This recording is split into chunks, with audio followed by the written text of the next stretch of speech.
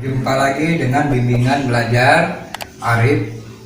Pada pertemuan ini kita akan membantu teman-teman yang akan ikut tes CPNS dan BPMN tentang tes verbal, yaitu sinonim dan antonim. Tapi alangkah baiknya teman-teman sekalian ataupun juga adik-adik sekalian yang akan ikut ini mengikuti kegiatan kita ini, subscribe yang belum, yang sudah, alhamdulillah terima kasih atas keikutsertaannya selalu, dan jangan lupa like, dan kalau ada komen silakan tulis di kolom komentar. Tapi mohon kiranya hal-hal ini cukup diperhatikan, karena kadang-kadang soal-soal ini kelihatannya mudah tapi kadang-kadang kita sering tidak belajar, akhirnya suka lupa juga. Oke ya. Pertama kita soal sinonim. Pertama, kompleksitas. Berarti ada satu, apa sinonimnya?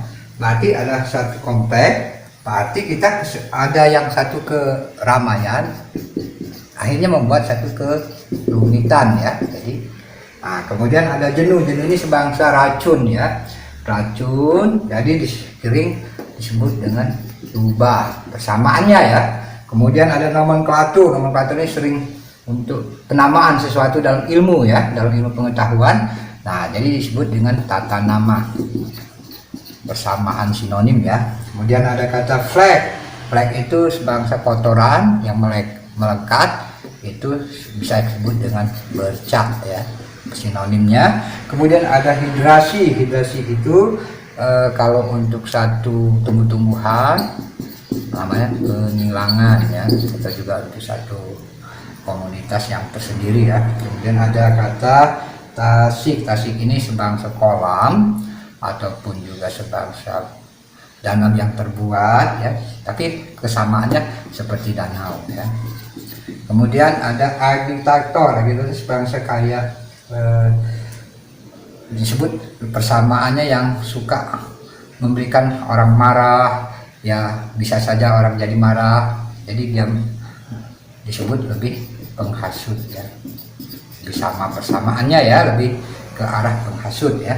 Kemudian ada wanadia atau wanodia ya, wanodia ya, itu lebih persamaannya kepada seorang perawan atau gadis remaja ya, yang baru mau tumbuh ya.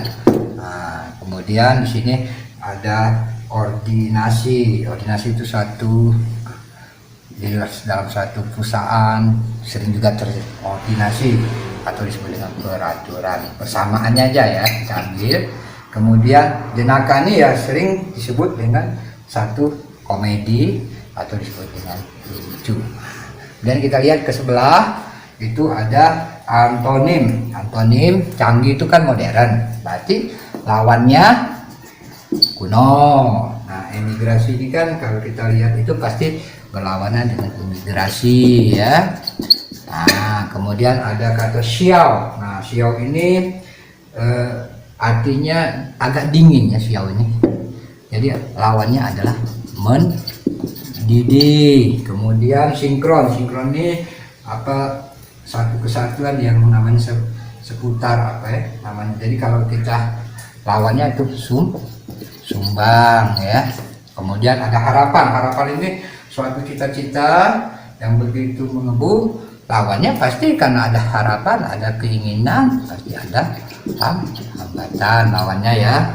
Kemudian ada anomali ya. Anomali ini lebih berlawanan ya, disebut dengan apa, kelainan. Anomali ini, jadi kalau kelainan lebih dianukan kesesuaian ya, kesesuaian ya. Kemudian ada pasik. Pasik itu jahat. Lawan dari pasik adalah baik. Kemudian ada caci. Caci ya tentu kalau kita bilang itu istilahnya, kalau apa ya, kalau caci ini mencaci namanya ya, kita harus lawannya ya sanjung ya.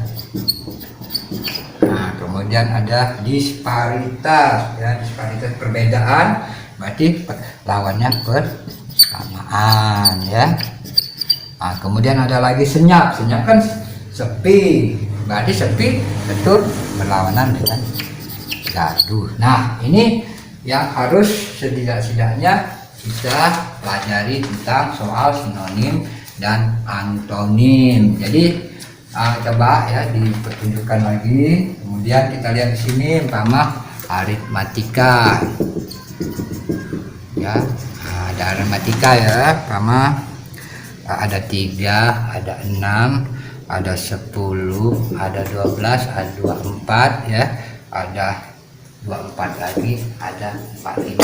Nah, ini kita pun harus menyikapi bentuk ini. Kita bagi dulu caranya. Jadi pertama kita bagi buat satu pembagian ya. Pembagian itu biar kita mempermudah apa yang harus kita lakukan. Berarti di sini ada 3, ada 10, ada 24. Jadi kita pilih dulu. Jadi kita pilih yang pertama, kita pilih angka 3, 10, 24, kemudian 45 ya, angka pertama ya, baris pertama gitu ya.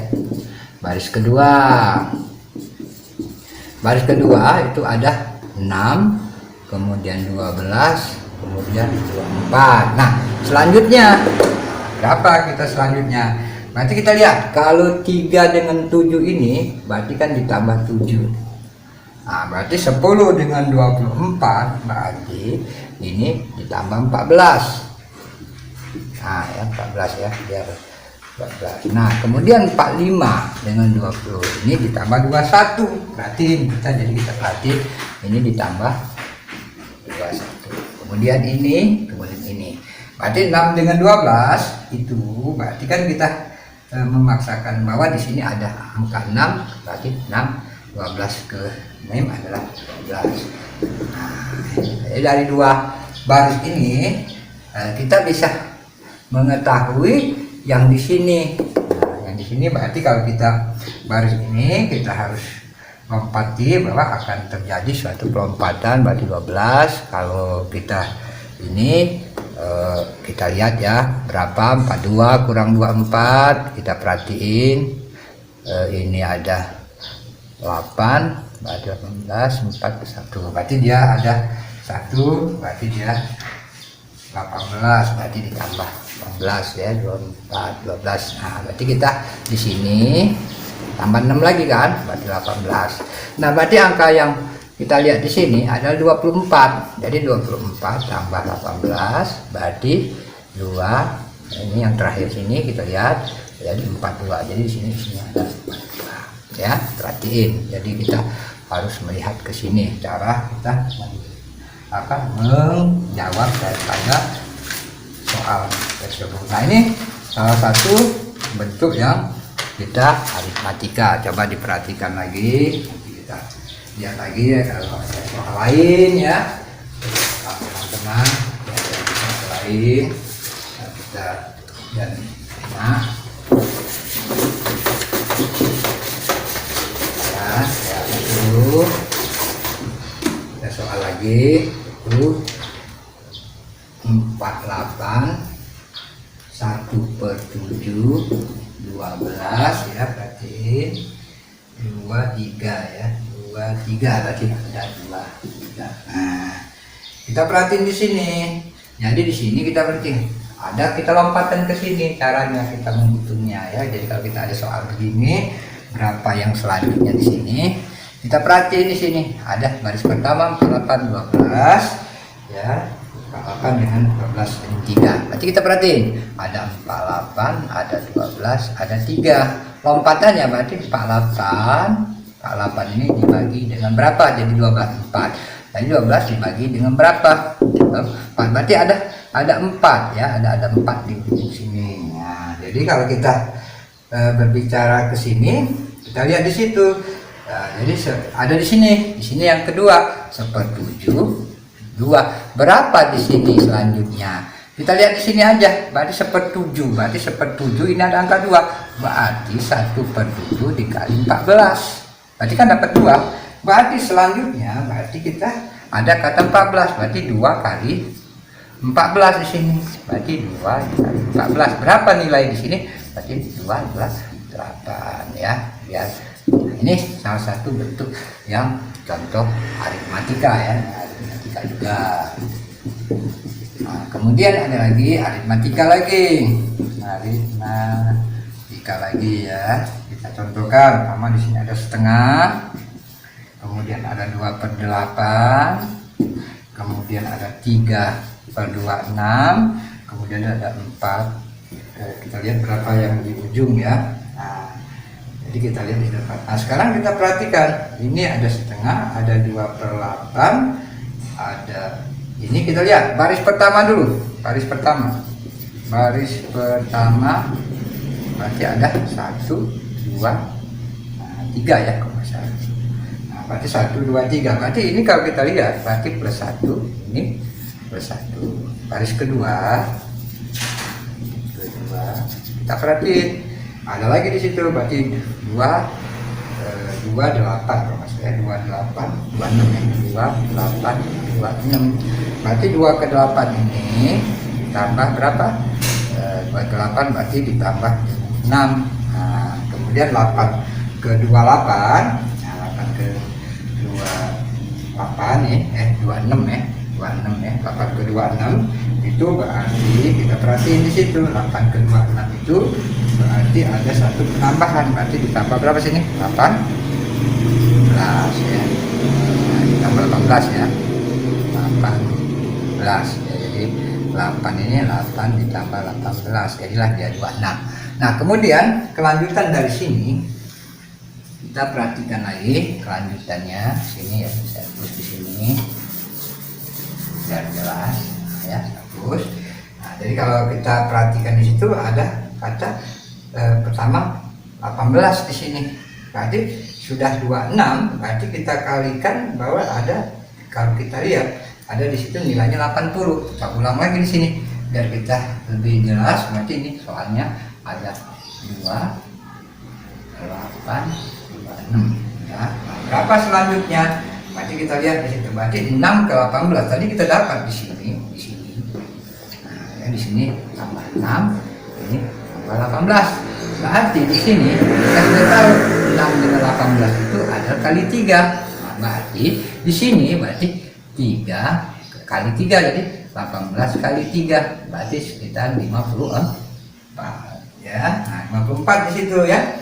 Nah, kemudian kita langsung lagi berapa kita harus ini kan, jadi kita kali 3 lagi, jadi 64 kalau kali 3 berarti berapa? 242 ya, 242. Jadi kita sudah bisa ketemu di sini kan 14.